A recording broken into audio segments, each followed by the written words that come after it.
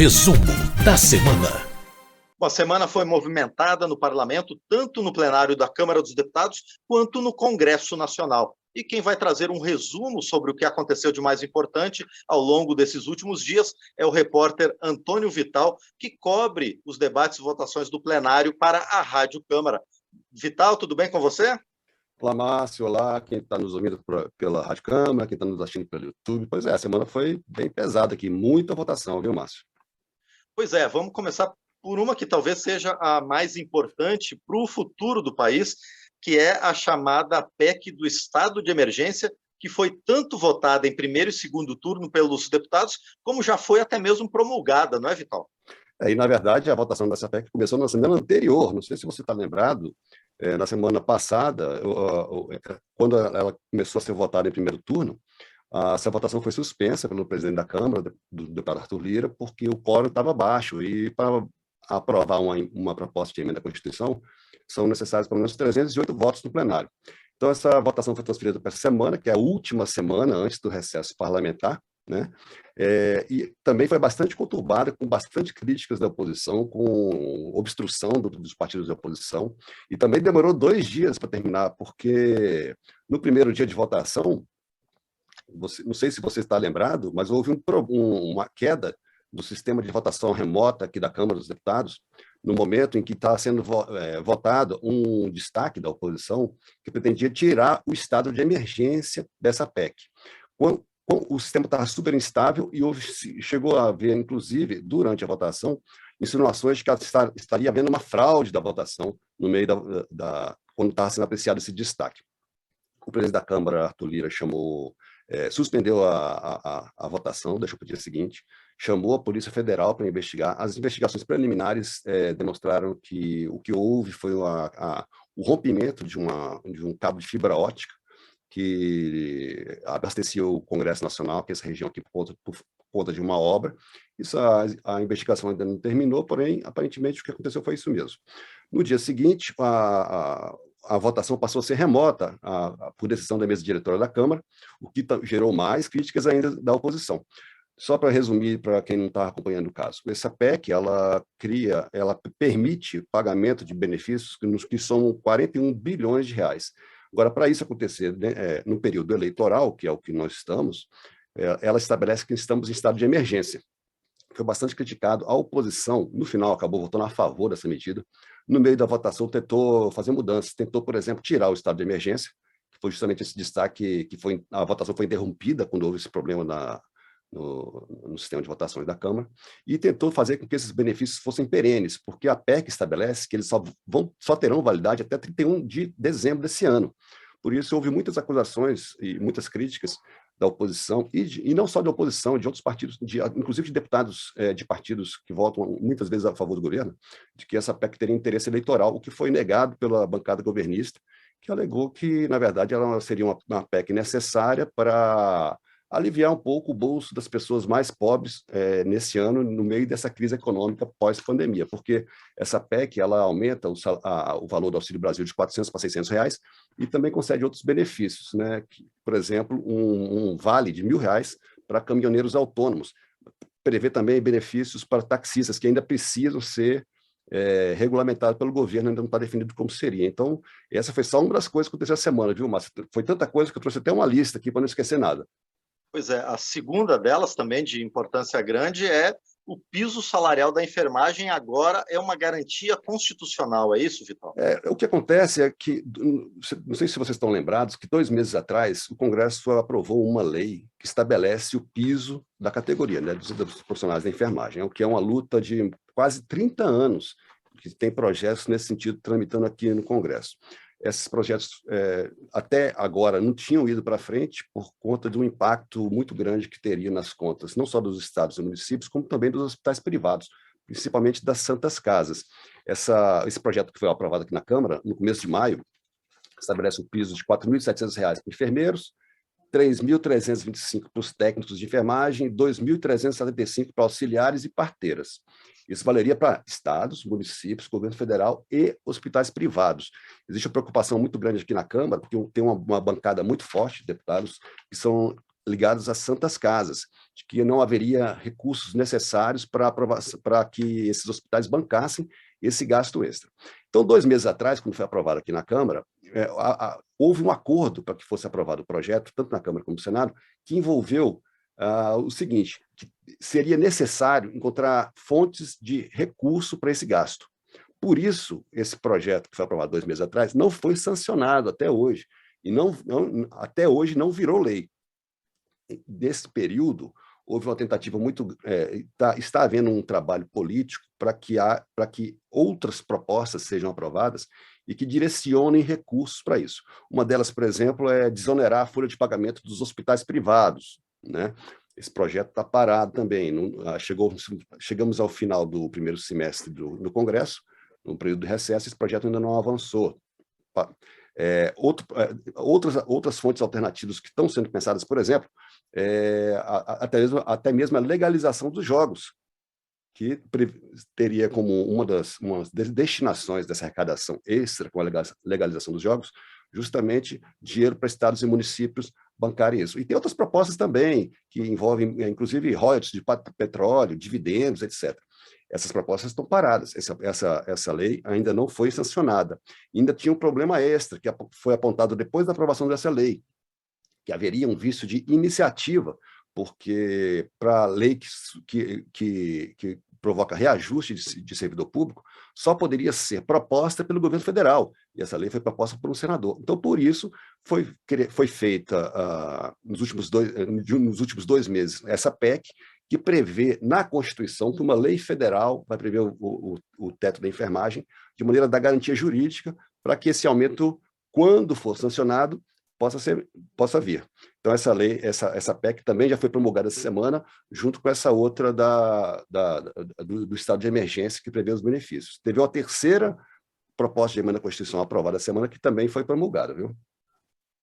Exatamente, ela busca limitar os recursos junto ao Superior Tribunal de Justiça, é isso, Vital? Aproveita e também fala para a gente sobre mais uma PEC que foi aprovada, que proíbe a União de criar despesas para outros entes sem apontar a fonte de receita. Por favor, Vital. Vou falar dessa primeiro, porque essa aí tem a ver, de certa forma, com a PEC do piso da enfermagem, que existe já há muito tempo um movimento de prefeitos, principalmente prefeitos e governadores aqui no Congresso, para que não sejam aprovadas medidas que impliquem em aumento de despesas, porque geralmente isso é feito pelo governo federal ou pelo Congresso, quando aprova leis ou edita medidas provisórias, etc., com obrigações a mais para os prefeitos e para os governadores. Então, essa PEC, ela estabelece que só poderão ser aprovadas despesas novas se houver também a previsão de onde sairiam os recursos financeiros. Houve essa votação não foi muito tranquila, porque muitos deputados da oposição chegaram a dizer que ela impediria, por exemplo, que fossem criados novos benefícios sociais, programas sociais, etc. Por isso, foi retirado um trecho que previa que, para haver qualquer tipo de aprovação de despesa, como, por exemplo, vamos supor, compra de medicamentos para o câncer, teria que ter já uma dotação orçamentária prévia. Essa parte foi tirada porque os deputados da oposição disseram que isso inviabilizaria qualquer criação de novo programa social. Essa PEC acabou aprovada, mas com um compromisso, inclusive foi firmado pelo presidente da Câmara, Arthur Lira, de que ela só iria ser enviada para promulgação, ou seja, só passaria a valer depois de promulgada a PEC do piso da enfermagem, porque havia preocupação de que, se essas duas PECs fossem promulgadas juntas, ela inviabilizaria, inclusive, que fosse feito na vida real o reajuste do pessoal da enfermagem com base nessa PEC e nesse projeto aprovado. Então, essa PEC não foi promulgada ainda. A que foi promulgada é essa outra que você mencionou, que é que limita os recursos no STJ, porque hoje existem cálculos que mostram que cada ministro do STJ, por ano, recebe mais de 10 mil ações. Esse filtro obrigaria que alguns recursos só seriam aceitos se houvesse a demonstração de que eles eram absolutamente relevantes. Tem algumas exceções, por exemplo, ações penais, ações de improbidade administrativa, ações em que a pessoa poderia sofrer como pena a perda de mandato, etc.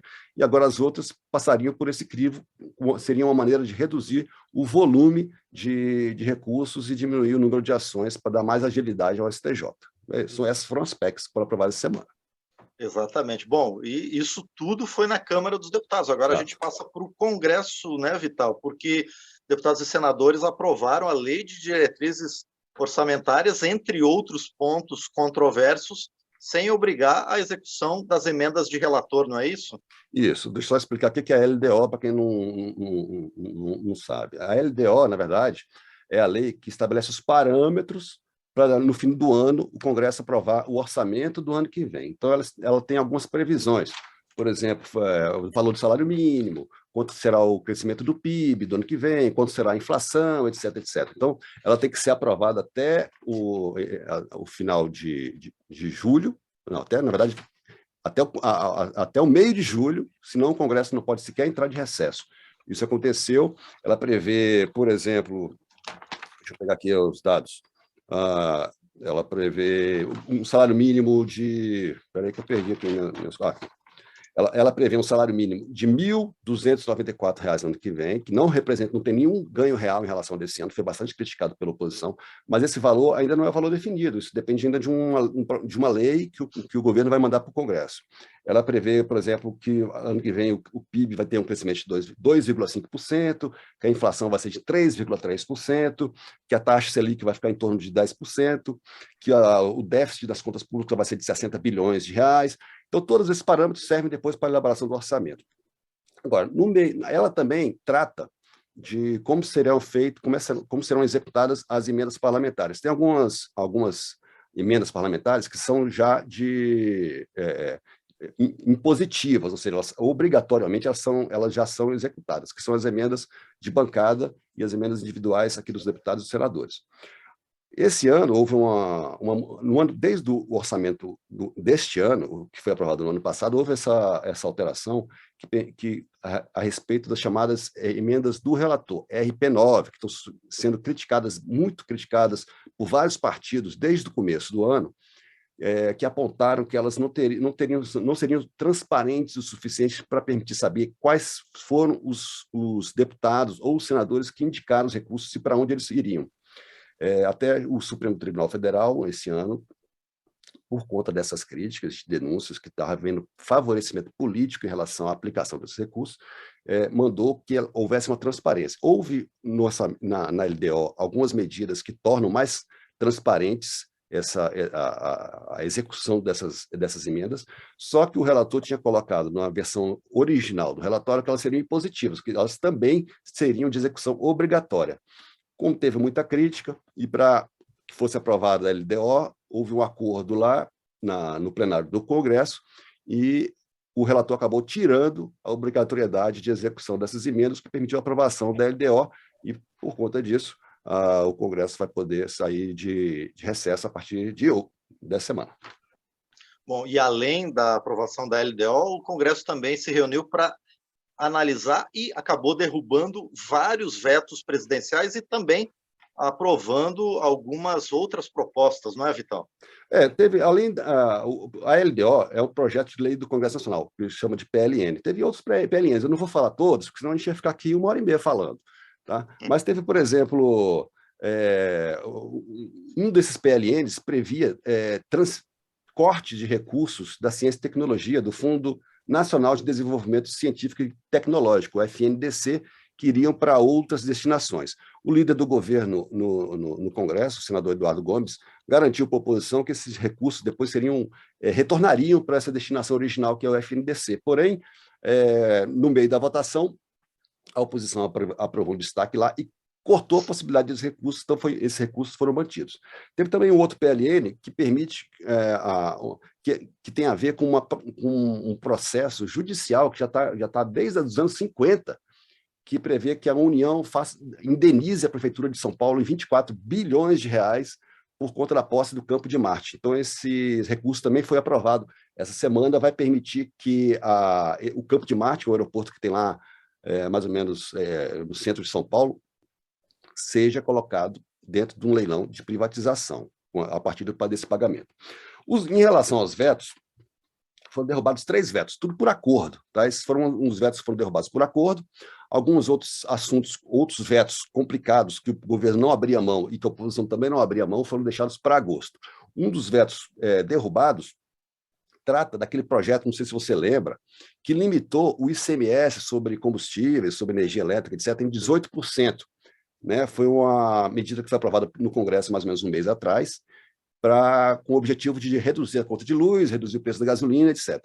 Só que, quando foi aprovado aqui na Câmara e no Senado, a aprovação foi feita mediante um acordo que previa que, se os estados tivessem um prejuízo com a redução do ICMS, porque o ICMS é o imposto mais importante dos estados.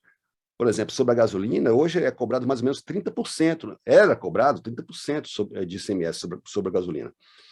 Essa alíquota caindo para 18%, obviamente, ia representar uma perda de arrecadação. Então, esse projeto previa que houvesse uma compensação do governo federal para os estados.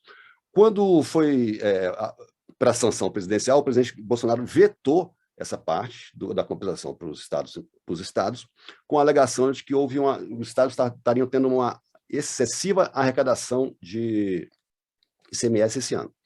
Então, com base nisso, como foi feito um acordo na época da aprovação, foi feito um acordo agora na sessão do Congresso, quando foi votado esse veto, pela derrubada desse veto com a concordância do governo, com base no acordo anterior. Esse foi um dos vetos derrubados. Teve outro também relativo àquela lei que trata dos geradores de energia solar, aquelas pessoas que têm aquelas placas de energia solar que geram sua própria energia e depois devolvem para a distribuidora o excedente em troca de desconto na conta de luz. Houve um trecho que tinha sido votado também, foi derrubado, e tinha também uma lei que foi aprovada pelo Congresso que concedia incentivos fiscais para pessoas físicas e para pessoas jurídicas investirem em reciclagem. Tinha sido vetado, também foi derrubado com base num acordo. Para agosto, ficaram outros vetos considerados mais complexos. Um deles é sobre aquela lei que substituiu a Lei de Segurança Nacional. Foi a lei que o pessoal aqui no Congresso está chamando de Lei do Estado Democrático de Direito. 2 vetos especificamente, a oposição faz questão de derrubar. Um deles é um trecho que impedia, por exemplo, repressão a manifestações pacíficas de sindicatos, etc. Esse trecho foi vetado. Outro trecho previa punições para divulgação de fake news. Esse trecho também foi vetado, a oposição não abre mão de derrubar esses 2 vetos, isso ficou para agosto. Bom, muito bem. E a gente também fica para agosto, né, Antônio Vital? Porque a partir de segunda-feira começa o recesso do parlamento. Pelas próximas 2 semanas, os deputados não trabalham e a gente também suspende temporariamente o nosso resumo da semana. Por enquanto, eu agradeço a você e a gente se encontra novamente em agosto, então, Vital. Um grande abraço. Até lá.